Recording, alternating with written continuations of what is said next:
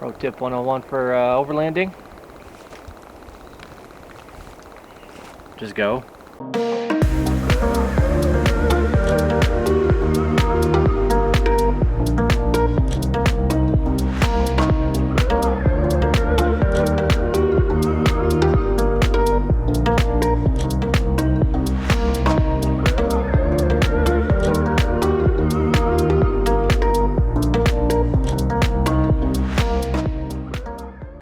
Hey guys, so we wanted to do this week's video on our tips for overlanding.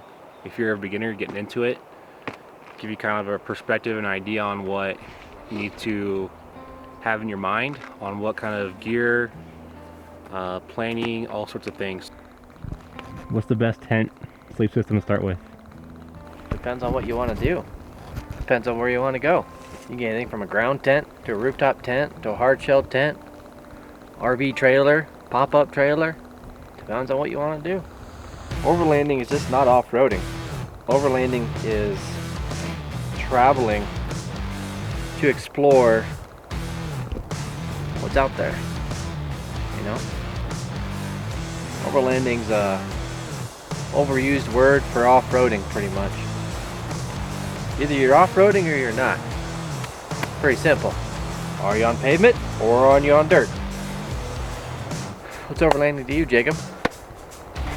Why do people like to say overlanding when they're going camping? Why won't we just say, let's go camping? I think, to me, overlanding is changing your location. So you're combining off-roading with camping. Where off-roading, you know, you're going out and coming back to a base camp. Camping, to me, from my perspective, is you drive out somewhere, you set up camp, literally, and you know, you set up camp and you stay put there for the weekend or the week or whatever. To me, that's camping. So overlanding, from my perspective, is just you're combining those two things, moving around, seeing new things.